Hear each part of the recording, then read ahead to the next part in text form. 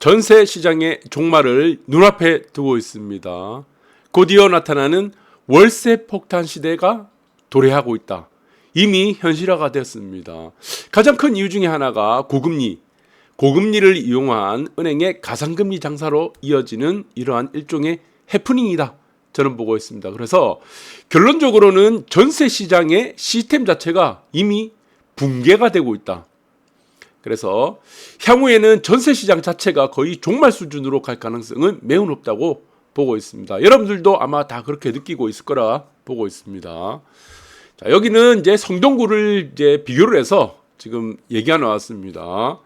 월급 절반이 월세로 나갈 판이다. 이거 지금 선진국에서 이런 현상들이 많이 나오죠. 뭐 미국이라든가 이래 보면은 뭐 무주택자들 보시면 월급의 절반이 아니면은 월급의 뭐 80%가 월세로 나가는 경우가 허다합니다. 뭐 맨하탄 사례도 마찬가지겠지만 일본도 마찬가지예요. 그래서 이런 수순들은 지금 전세 시장에 우리나라만 갖고 있는 전세 시장이죠. 이 자체의 시스템 자체가 이제 붕괴된다. 저는 그렇게 보고 있습니다. 일단은 가장 큰 이유 중에 두 가지가 있을 건데, 이러한 전세 시스템 자체의 붕괴, 이런 것들은 주거 비용 자체가 올라가기 때문에 저는 그렇게 보고 있습니다. 주거 비용, 뭐 세금 문제도 있겠고, 그 양방향으로 같이 주거 비용이 올라가는 겁니다. 임대인도 그렇고 임차인들도 그렇고. 그럼 세부적으로 보면 두 가지 이유가 있겠죠. 첫 번째 무엇이냐? 금리입니다. 고금리. 여기는 은행에 가상금리 장사가 있을 겁니다. 가상금리. 대출의 총량 자체가 줄어들었죠.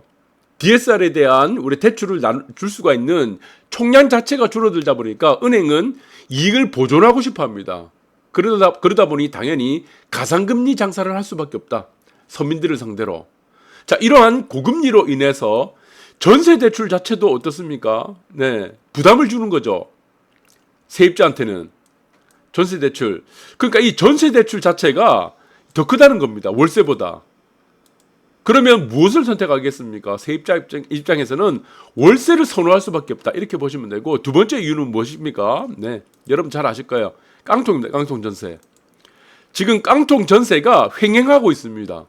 자, 만약에 깡통 전세에 지금 뭐 보증보험에 가입하지 않았다라고 했을 때 깡통 전세에 내가 걸려들었으면 원금을 이 대출받은 원금입니다. 만약에 전세 대출받은 원금 자체가 다 날아갑니다.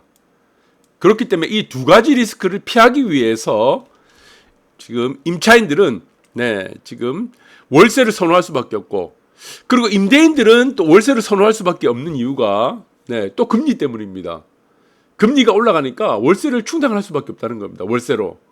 전세보다는 월세로 충당해야 되는 이러한 임대인, 임차인들 간의 이런 전세 시스템 자체가 붕괴되기 때문에 나타나는 현상이라고 저는 보고 있습니다. 이런 현상들은 앞으로는 이제 금리라는 문제에서 떠나서 이 시스템 자체가 붕괴된다 그러면은 거의 다 이제 월세로 전환이 될 가능성이 큽니다. 그러면은 기존에는 어떻습니까? 지금 우리가 지금 이제 임대인 입장에서 그리고 임차인 입장에서 세 가지를 선택할 수 있었습니다. 첫 번째 무엇이죠? 전세죠. 올전세입니다. 올전세. 올전세. 두 번째는 이제 반전세죠. 올전세가 아닌 반전세. 세 번째는 수수월세. 올월세. 그러면은 이제 올전세 자체는 시장에서 이제 거의 많이 시간이 가면 갈수록 한 10년 정도 지나면은 이거는 거의 다 저는 없어질 거라 보고 있고, 이런 부분들은 임대인에게도 부담된다. 그래서 수입이 나오지 않기 때문에 세금이라든가 여러 가지 이유들이 있을 겁니다. 그리고 이제는 반전세와 월세가 이것이 대세가 될 가능성이 매우 높고, 지금도 이렇게 진행이 되고 있다. 이렇게 좀 보시면 될 것 같아요.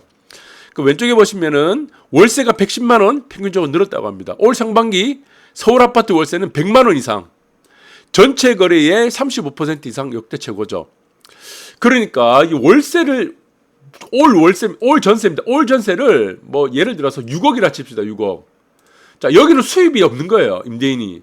그럼 어떻게 되겠습니까? 한 3억에 200 정도, 200에서 300 정도 하게 되면은 내가 꾸준하게 월세 수입을 받을 수 있다는 겁니다. 반전세를 놓으면은.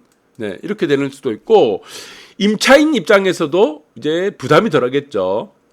그렇게 되는 현상이라고 보시면 되고, 그리고 특이한 거는 지금 서울권, 뭐 서울 수도권 같은 경우는 6억 이상의 지금 전세 수요가 급감했습니다. 예, 전세가. 네, 급감했고 부산 및 지금 지방 같은 경우는 3억 이상의 전세 수요가 급감했습니다. 이 말이 무엇이죠? 6억 이상의 전세가 구하기 힘들다는 겁니다. 세입자를. 그리고 부산이나 지방 같은 경우는 3억 이상 네, 세입자를 구하기 힘들다. 그러면은 이제 타협을 하시겠죠. 임대인도 타협을 하고 그리고 임차인도 타협을 한다. 결국에는 반전세라는 겁니다. 반전세.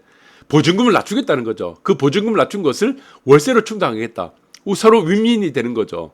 부산도 포함한 지방도 마찬가지다. 그래서 3억 이상의 전세가 나갈 수 있는 곳은 지방도 마찬가지고 힘들고, 그리고 서울에 아주 고가 시장도 있습니다. 고가 시장도 지금 추세가 어떻게 되죠? 반전세로 가는 거죠. 반전세. 이게 이제 대세로 간다는 거죠. 목돈도 지고 그리고 일부에 그리고 월세를 충당할 수도 있다. 이렇게 보시면 될 것 같아요. 깡통 전세 주의보, 이것이 저는 이제 세입자의 입장에서는 가장 큽니다. 대출 받은 돈을 다 날려버리는 겁니다. 그렇게 되면 내가 빚이 쌓인다는 거죠. 그래서 전세집을 구하기 힘들다. 지금 깡통 전세 주의보뿐만 아니고 전세 사기가 지금 횡행하고 있습니다. 전세 사기. 이런 부분들 때문에 지금 이제 전세집 구하기 힘들다. 깡통 전세 같은 경우는 역전세가 났을 때, 그리고 뭐 어떻게 되겠습니까? 네, 이거 어떻게 받을지 모른다.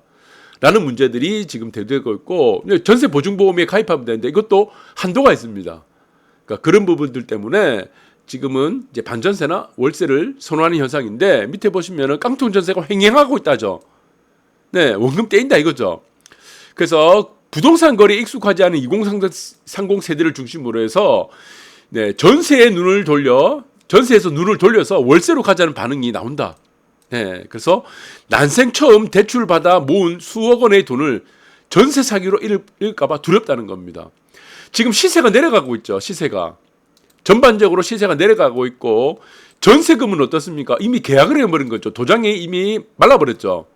네, 이미 도장 찍어버렸죠. 그러면 시세가 전세보다 낮게 되면 어떻게 되겠습니까? 이게 깡통 전세가 되는 거예요. 자, 이런 부분들 때문에 지금 나타낸 상황이고, 겁먹은 밑에 있습니다. 2030 차라리 손해보더라도 마음 편히 월세로 가자는 겁니다. 두 다리 뻗고 자자는 거죠.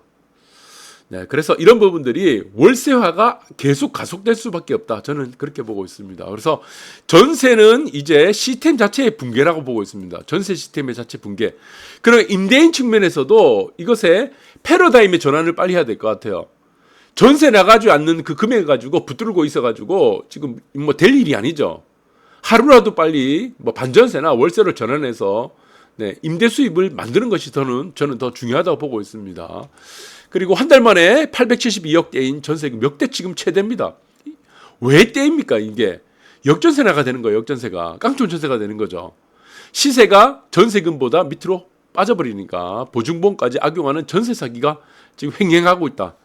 그래서 임차인 입장에서는 금리라는 문제, 네, 금리, 대출이라는 문제, 이 대출이라는 문제가 월세보다 대출 이자가 더 높기 때문에 나타나는 현상. 아까도 말씀드렸고, 두 번째는 깡통 전세, 네, 원금 떼인다, 대출금 떼인다. 이 부분들 때문에 네, 가속화된다. 전세 시스템 자체의 붕괴. 결론적으로는 지가 자체는 네, 올라갈 수밖에 없죠. 이것이 어느 정도가 올라가게 되면은 우리가 보증보험도 한도가 있습니다. 넘어갈 수가 없는 거예요.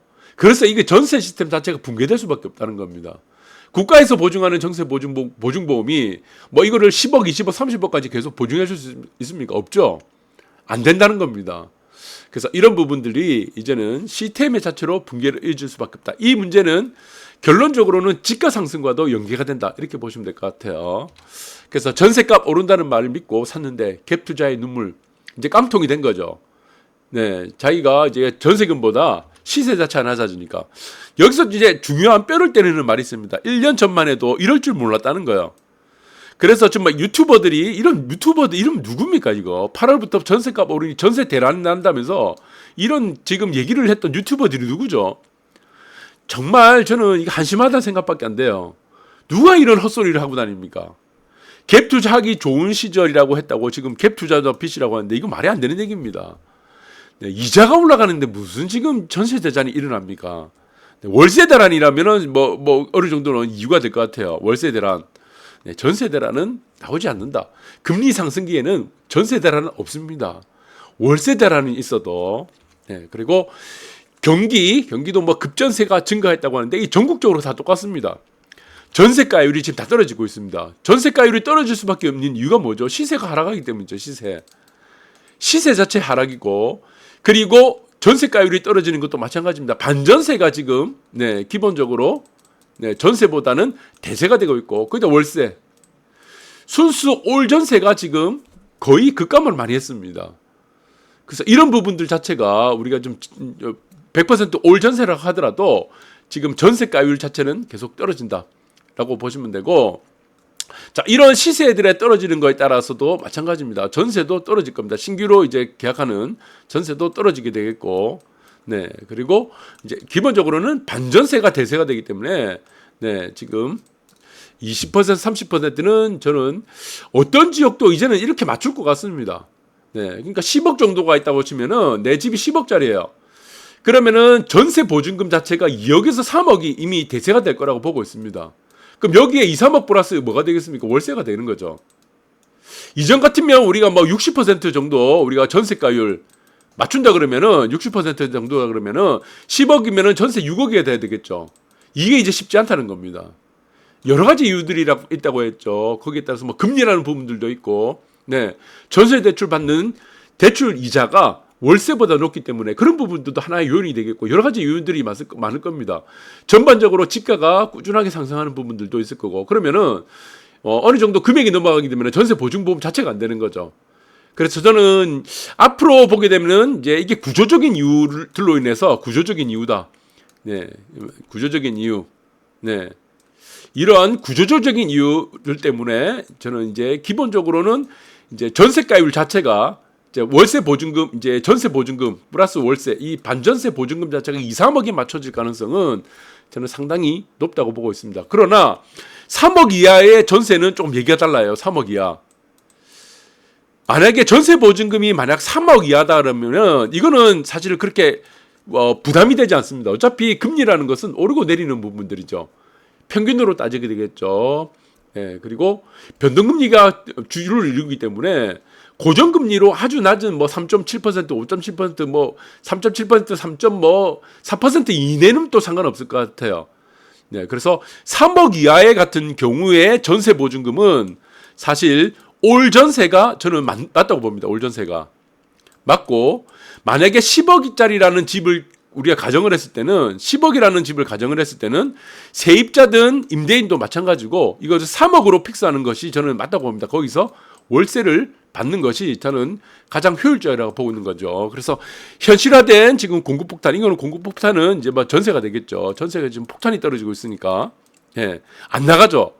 그래서 전세 1, 2억 내려도 세입자 실종하는데 결국에는 임대인은 결국에는 반전세로 빨리 적용을 하는 게 낫다.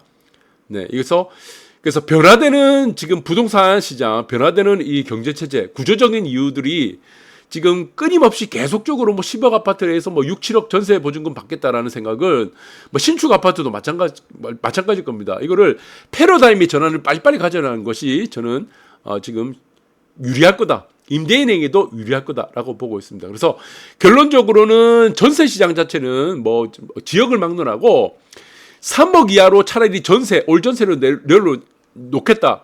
란다고 한다면은 상관이 없습니다. 그런데 10억, 20억짜리를 3억 이하로 전세를 놓겠습니까? 아니죠. 그럼 반전세로 갈 수밖에 없다는 논리고, 세입자 입장에서는 3억 이하의 전세 보증금은 사실 큰 무리가 없습니다. 크게 이렇게 월세를 나가나 전세 보증금을 나가나, 그러면 3억 이하의 전세 보증 계약을 하고 이것을 우리가 보증금 보험에 가입하게 되면은 뭐 전세금을 뗄 일이 없으니까.